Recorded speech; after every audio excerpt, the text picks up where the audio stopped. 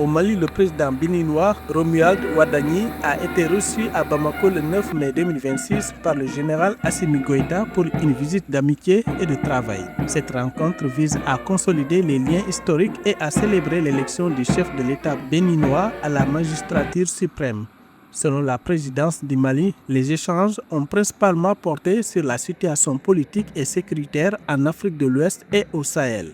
Les deux dirigeants ont réaffirmé leur attachement à la souveraineté nationale et à la non-ingérence. Ils ont conclu sur la nécessité d'une coordination accrue pour lutter efficacement contre le terrorisme.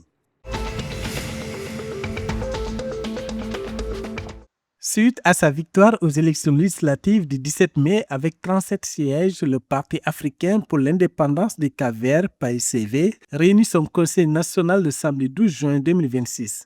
Cette instance devra examiner les orientations du programme de gouvernement et ratifier officiellement Francisco Carvalho au poste de Premier ministre. Selon le communiqué du PAICV, ce processus fait suite à sa nomination par le président José Maria Neves le 3 juin 2026. La réunion vise à définir les priorités politiques pour la nouvelle législature où le parti détient la majorité parlementaire. La Guinée-Bissau a réalisé le 9 juin 2026 une opération exceptionnelle sur le marché financier de l'UEMOA en levant 15 milliards de francs CFA. Face à une demande massive des investisseurs s'élevant à 81,3 milliards de francs CFA, l'État a maintenu son objectif initial avec un taux de couverture record de 541,92%. Le succès repose majoritairement sur les obligations assimilables du Trésor à 3 ans avec un taux d'intérêt de 6,25%.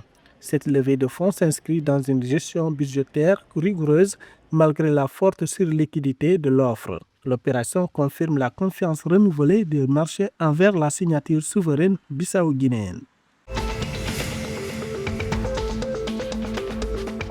L'organisation de la société civile gambienne, le Centre Edouard Francis Moll, a dénoncé le 9 juin 2026 l'inertie du gouvernement gambien concernant l'officialisation de la commission anticorruption 6 mois après la validation de ses membres par le Parlement. Le blocage de la prestation de serment devant le président Adama Barrow empêche légalement l'institution de démarrer ses missions de lutte contre l'impunité. Selon l'organisation, ce retard administratif sème le doute sur la volonté politique réelle derrière cette réforme promise depuis 2018. L'organisation rappelle l'urgence d'agir alors que la Gambie occupe la 99e place mondiale selon l'indice de perception de la corruption 2025. Le président sénégalais Bassirou Diomaye Faye a honoré le 8 juin 2026 les sélections nationales U15 et U17 suite à leur titre de champion d'Afrique. Saluant une jeunesse qui porte haut les couleurs du Sénégal, le chef de l'État a réaffirmé que le sport demeure un pilier central de la stratégie nationale Sénégal 2050. Pour récompenser ses performances d'exception, une enveloppe globale de 311 500 000 francs CFA a été débloquée. Outre les primes financières, les jeunes champions bénéficient d'un accompagnement durable comprenant des bourses d'études et des outils numériques pour soutenir leur double projet sportif et éducatif.